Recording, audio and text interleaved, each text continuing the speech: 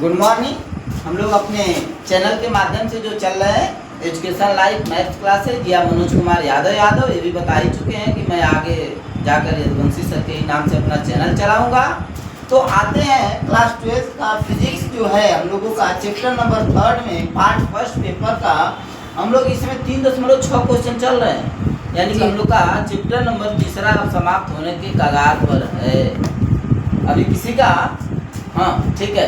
तो देखिए बुक वाला का जब भी आप लोग क्वेश्चन उठाएंगे तो कहेंगे कि सर बुक वाले को आप इतना ठीक ये लिखा है निक्रोम, लेकिन वास्तव में वो नाइक्रोम होता है। नाइक्रोम निक्रोम, ये विदेशी जो बोलेंगे वो निक्रोम बोलेंगे और जो हिंदुस्तान के लोग बोलेंगे वो नाइक्रोम बोलेंगे। ठीक है, नाइक्रोम का एक तापन अवयव 230 वोल्ट की सप्लाई से संयोजित है। संयोजित में जोड़ा गया संयोजित में जोड़ा गया है और 3.2 एम्पियर की प्रारंभिक धारा संभरण या सप्लाई विभव या विभवांतर V बराबर 230 वोल्ट। 230 वोल्ट। अच्छा, जब 230 वोल्ट है तो ये V1 और V2 क्योंकि एक ही संभरण से दोनों को जोड़ा गया है, यानी कि V1 बराबर V2 बराबर V, यानी 230। आगे प्रारंभिक धारा I1 वो कह रहा था संयोजित है और 3.2 A की प्रारंभिक धारा लेता है। क्या लेता है? प्रारंभिक धारा। प्रारंभिक धारा I1 बराबर 3.2 एम्पियर। I1 हम बार बार कहते हैं कि भूत से सर को पिटवाना जरूरी नहीं, यानी कि दशमलव भूत है उससे बच जाए, टेंट लगा। तो 3.2 को हम लोग लिखेंगे 32/10, कटा लेंगे 16/5। अब ये मत कहिए कि कैसे कटाते हैं, मान लो भी कटाई देते 2 1 में 2, 2 6 12, 16 2 5 10, 16/5। ये कह रहा है जरा सा अंतिम, जरा सा देखें, जो कुछ सेकंड में 2.8 एम्पियर पर अस्थाई हो जाता है, यानी कि 2.8 एम्पियर पर अस्थाई हो जाता है, यानी कि अंतिम विद्युत धारा। यहाँ पर मैं थोड़ा सा ऐसे लिखना चाहता हूँ, अंतिम धारा या निश्चित धारा या अस्थाई धारा I2 बराबर 2.8 एम्पियर, 28/10, 14/5 एम्पियर। अब कह रहा है कमरे का ताप θ1 या T1 या डेल्टा T1 दे रहा था। कह रहा है यदि कमरे का ताप 27 डिग्री सेंटीग्रेड है, यानी कि ये पहला ताप है। ये कौन सा ताप है भाई? पहला ताप है। θ1 या T1 या डेल्टा T1 बराबर 27 डिग्री सेंटीग्रेड। अब फिर कह रहा है तो तापन अवयवों माने कोई को माने दूगो माने दूगो सभी को। चलो, अवयवों का अस्थाई ताप क्या होगा? अस्थाई ताप माने अंतिम ताप, अस्थाई ताप माने अंतिम ताप या निश्चित ताप। तो ये कह रहा है अस्थाई ताप θ2 या T2 या डेल्टा समझ रहे हैं ना? डेल्टा बहुत कम लोग को बनाने आता है, आप लोग भी नहीं बना पाते हो, हम भी नहीं बना पाते हैं। डेल्टा का मतलब होता है त्रिभुज। डेल्टा T बराबर क्वेश्चन मार्क। अच्छा, उसके आगे भी बात कर रहा है, बड़ी बात लंबी है इसकी। तो क्या होगा? दिए गए ताप परिसर में निक्रोम का औसत प्रतिरोध का ताप गुणांक मैंने रेखीय गुणांक, क्षेत्रीय गुणांक, आयतन गुणांक, ये सारे गुणांक और सारा का जितने भी गुणांक होंगे सारा का मात्रा प्रति डिग्री सेंटीग्रेड होगा। ये मल्टीपल चॉइस क्वेश्चन है। अल्फा बराबर दिया है, अल्फा बराबर 1.70 × 10⁻⁴ प्रति कूलम बराबर 170/100 लिखेंगे।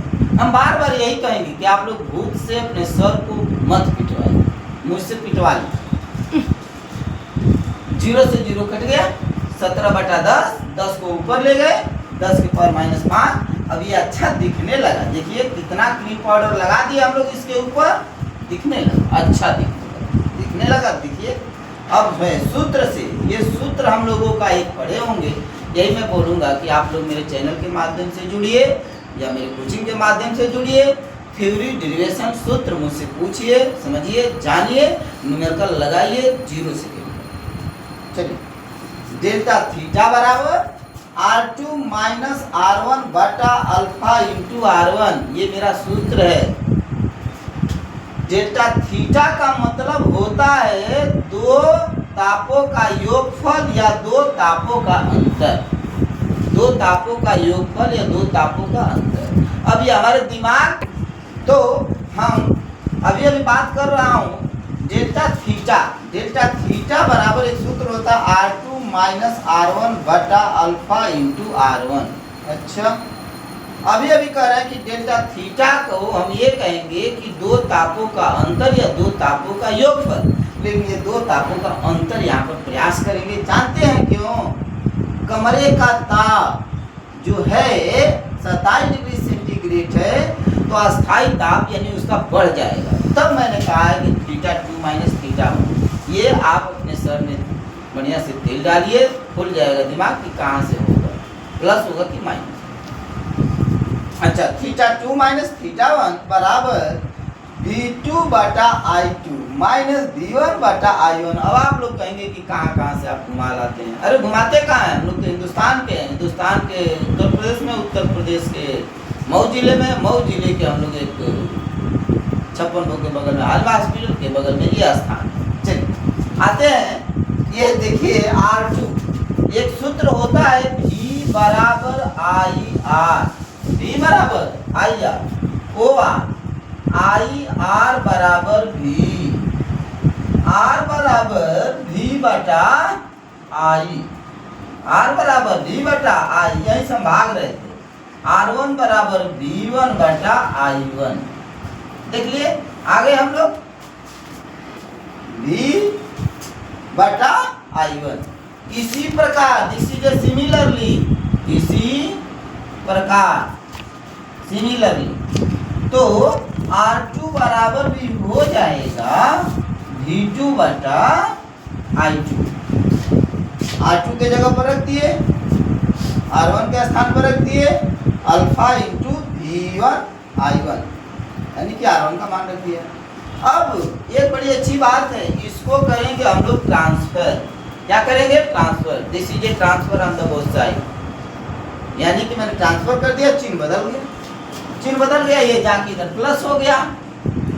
ये मान रख दिए हैं, सब रखने में एक थोड़ा सा समस्या आ रही है। का 230 230 दोनों जगह ले लीजिए, बाहर ले लिया, ये भाग के जाएगा ऊपर, यानी 5/14, ये हो जाएगा 5/16, और नीचे भैया इस 5 का इसमें गुणा होगा। एक सूत्र आप लोग बार बार भूलते होंगे, A बटा B होल बटा C, तो ये भागेगा इसमें, लेकिन एक होता है A का होल बटा B बटा C, तो ये जाएगा ऊपर। इसी का प्रयोग हो रहा है, होल बटा बटा में अंतर समझिए, ये गया ऊपर। ठीक है, अब 17 गुणे 10 के पावर -5, 230 गुणे 5/16। अच्छा, ये सूत्र लगने के बाद फिर इसी में एक सूत्र लगाएंगे, उसके लिए जगह निकालते हैं, A बटा B होल बटा C बटा D, तो A बटा B गुणे D बटा C, यानी कि मेरा D का काम 16 कर रहा है, चला गया 16 ऊपर। अब इन दोनों का लॉस, अब आप लोग कहिए कि हमको प्राइमरी में पढ़ाइए, काहे प्राइमरी में पढ़ा है? प्राइमरी पास नहीं है। 16 × 5 = 80, 14 × 5 = 70 बटा 14 गुणे 16। डायरेक्ट लॉस लेंगे, बस बायो वाले से थोड़ी सी मेरी बहुत अच्छा संबंध है, तो मैं चाहता हूँ उन लोगों को समझा दूँ। मैथ वालों को तो कभी नहीं समझा, वो सब बहुत जंदार संदार इजदार रंगदार सब कुछ। 17 गुणे 5, 5 गुणे 17 लिख दिया, 10 के पावर -5 कर दिया, प्लस 27 है। अच्छा, जब ये बात हो गई और आगे बतिया बढ़ाएं, 16 से 16 कट गया, 80 में से 70 घटाएंगे 10 होगा, और कहाँ है? कुछ है नहीं, जाने दे। हाँ, 2 × 7 = 14 कर देंगे, 2 × 5 = 10, 5 से 5, 5 × 2 = 10, ये भी खत्म, 17 बच गया। अब 17 × 5 = 85, सॉरी 17 7 17 7 19 यानी 119 17 7 119। अब मैं क्या किया था बाबू, इसको ऊपर लिख दिया। ये 10 के पावर -5 है, जाएगा तो प्लस हो जाएगा, उसको मैंने लिख दिया इसमें। कितना हुई हो, इकाई दहाई सैकड़ा हजार 10,000 लाख। दवा ले जब प्राइमरी वाला याद आ जाए तो 1 लाख में 119 से भाग देंगे। 1 लाख में 119 से भाग देंगे, समझ रहे हैं ना, और उसमें प्लस 27 जोड़ देंगे। जितना आया होगा उसी में 27 को मैं जोड़ के 867.333 डिग्री सेंटीग्रेड। अब बुक वाला ये कह रहा है कि 500 से नीचे है, हटा दो। मैं भी कह रहा हूँ कि हटा दे। बुक वाला उत्तर लाओ, बुक वाला उत्तर ला दिए 867 डिग्री सेंटीग्रेड। आप लोग अपने बुक में जब भी खोजेंगे मैं ही दिखूंगा कि मेरा उत्तर 100% बुक वाले के उत्तर से मिलता जुलता है, लेकिन कहीं भी ये सॉल्यूशन आप लोगों को नहीं मिलेगा। नेक्स्ट क्वेश्चन के लिए थोड़ा सा इंतजार। तो फिर नेक्स्ट क्वेश्चन की बात कर रहे थे हम लोग, तो 3.8 का एक क्वेश्चन, 3.8 का एक क्वेश्चन वही चैप्टर नंबर 3 का है, पार्ट फर्स्ट पेपर का क्वेश्चन को आप लोग पढ़ लेंगे। हल दिया है विद्युत वाहक बल E1 बराबर 8 वोल्ट, विद्युत वाहक बल E1 बराबर 8 वोल्ट। क्वेश्चन पढ़ लेंगे तो आप लोग को बात समझ में आ जाएगी। आंतरिक प्रतिरोध स्मॉल r बराबर 0.5 एम्पियर, 0.5 को 5/10 1/2। देखिए बाहरी प्रतिरोध कैपिटल R बराबर 15.5 वोल्ट, थोड़ा सा हो जाता है 15.5 हो, फिर उसको लिखेंगे 155/10 21/2 ओम हो जाएगा, ठीक है। परिपथ का कुल प्रतिरोध माने RT, हम कहते हैं RT माने total resistance of total RT बराबर small r plus capital R। दोनों प्रतिरोध है, दोनों को जोड़ेंगे, बाहरी और आंतरिक का तो पूरा निकल जाएगा। जोड़ दीजिए 0.5 15.5 बराबर 16 ओम। चलिए अंतिम विद्युत वाहक बल E2 120 वोल्ट दिया है। इसमें बच्चे को ये नहीं समझ कि का वोल्ट है 10 वोल्ट है। अंतिम विद्युत वाहक बल E2 बराबर 120 वोल्ट, यानी E1 ये है और E2 ये। तो अब उन दोनों विद्युत वाहक बलों में हम अंतर निकालें, चाहे योगफल निकालें, तो हमको ये पता होना चाहिए कि अधिक हो रहा है कि कम हो रहा है, किससे जोड़ा जा रहा है। यानी कि E2 में से E1 को घटा देंगे 112 वोल्ट हो जाएगा, 12 वोल्ट हो गया, ठीक है। H माने हिंदी, H माने हिंदी। हिंदी हमसे सुनिए, हम ये कह रहे हैं कि जब एक विद्युत वाहक बल 8 है और दूसरा विद्युत वाहक बल क्या है हम लोगों का 120 है, तो जोड़ने पर उसके विभवांतर में कमी आएगी। यदि बड़ा है छोटे के पास जाएगा तो सीधी बात है कि वो लेगा, उसके पास कमी हो जाएगी। तो मैंने E2 - E1 करके 112 वोल्ट निकाल दिया। ये हिंदी है। I बराबर E/RT, I बराबर E/RT। मान रख दीजिए E का 112 और RT का मान टोटल निकाले 16, घटा देंगे तो वही क्या 7 आ जाएगा, 7 कितना आ गया 7। V बराबर फिर हिंदी। अब कह रहा है कि जब उनको जोड़ लिया गया तब उन लोगों को मैं अलग अलग देखना चाहता हूँ। तो V बराबर E - IR 120 कौन सा लेंगे हम लोग, ये E2 वाला ले लिए, माइनस I माने 7 में भी निकाले तो ताजा और कैपिटल R माने 31/2, 31/2 लिखिए। देखिए ये है 31/2, तो 31/2 करे चाहे दशमलव करे, मैंने कहा कर दिया 12 दूना 24 240 माइनस 217 7 में 7 7 लिखिए 21 4/2 11.5। जब ये 11.5 आ गया तो लड़के का उत्तर 100% सही है, लेकिन उत्तर को वेरीफाई करने के लिए मैं दूसरा काम ये करूंगा कि V बराबर इसी प्रकार E1 + IR एक बार आंतरिक वाले से निकाल के देखेंगे तो E1 माने 8, E1 माने 8 हो गया। प्लस 7 गुणे 1/2। 1/2 माने R1 ले लेंगे आंतरिक प्रतिरोध। ये हो जाएगा 8 दूना के 16, 7 कम 7, 16 7 23, 23/2 11.5। देखिए ये भी इस भी के बराबर है, ये भी इस भी के क्या है बराबर है। इसका मतलब ये 100% सही है, यानी कि जोड़ा भी गया है। और आप लोग मेरे चैनल को education life maths classes Manoj Kumar Yadav को अधिक से अधिक लाइक करें, सब्सक्राइब करें। थैंक्स, धन्यवाद।